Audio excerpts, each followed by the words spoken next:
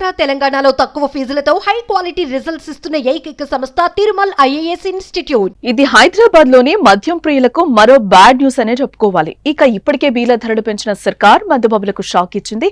అయినా సరే మందుబాబులు తగ్గేదేలే అంటున్నారు. వేసవి రాకముందే బీర్లు తెగ దాగిస్తూ డిమాండ్ పెంచేస్తూ రాష్ట్రానికి ఆదాయాన్ని పెంచేందుకు సాయశక్తులా ప్రయత్నిస్తున్నారు. ఈ నేపథ్యంలో పోలీస్ శాఖ బ్యాడ్ న్యూస్ వినిపించింది. ఈ నెల 14వ తేదీన అంటే రేపు మద్యం దుకాణాలు మూసివేయాలని ఆదేశాలు జారీ చేసింది. 14వ తేదీన హోళీ పండుగ సందర్భంగా ఈ నిర్ణయం తీసుకున్నట్లుగా పోలీసులు అంటున్నారు.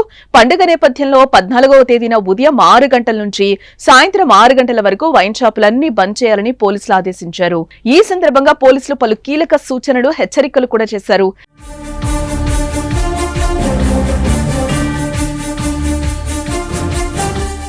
హోళీ పండుగ సందర్భంగా ప్రజలకు ఎలాంటి ఇబ్బంది కలగకుండా, సమాజంలో శాంతి భద్రతలకు ఎలాంటి భంగం వాటిల్లకుండా మద్యం దుకాణాలు మూసివేయాలని వైన్స్ నిర్వాహకులకు పోలీసు అధికారులు ఆదేశాలు జారీ చేశారు. ఇక మరోపక్క కేవలం మద్యం దుకాణాల యజమానుడికే కాదండోయ్, మందుబాబులకు కూడా పోలీసులు హెచ్చరికలు జారీ చేశారు. హోళీ సంబరాల పేరుతో మద్యం సేవించి బహిరంగ ప్రదేశాల్లో గొడవలు సృష్టిస్తే కఠిన చర్యలు తీసుకుంటామని పోలీసులు హెచ్చరించారు. హోళీ వేడుకల్లో పాల్గొనేవారు ఇతరులకు ఇబ్బంది కలగకుండా పండుగను జరుపుకోవాలని సూచించారు.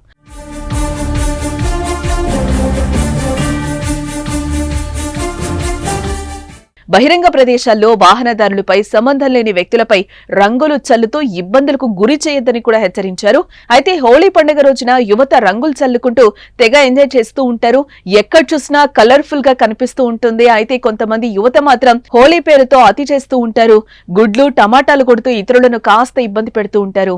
ఇక కొంతమంది సంబరాల పేరుతో మద్యం సేవించి తమ స్నేహితుల మీదే కాకుండా అసలు ఏ మాత్రం సంబంధం లేని వ్యక్తులపై రంగులు చల్లుతూ గొడవలకు దిగుతూ నానా రచ్చ చేస్తూ ఉంటారు కూడా. మరోవైపు హోళీ రోజున పెద్ద పెద్ద గ్రౌండ్లలో రైనీ డాన్స్లు, డీజేలు పెట్టుకుని తెగ సంబరపడిపోతూ ఉంటారు. అక్కడ కూడా మద్యం సేవించి నానా రచ్చ చేసే వాళ్ళు కూడా ఉండొచ్చు. హోళీ సందర్భంగా కూలి పనులు చూసుకునే వాళ్ళు పండుగను జోరుగా జరుపుకుంటారు. తమకొచ్చే వసూళ్లతో విందులు చేసుకుంటూ ఉంటారు. మరి ఇలాంటి విందుల్లోకి మందు లేకపోతే ఎలా? అరేరే, పెద్ద సమస్య వచ్చిందే. 6 తర్వాత షాపులు తెరుస్తారు కదా, అప్పుడు చేసుకుంటే సరిపోద్ది.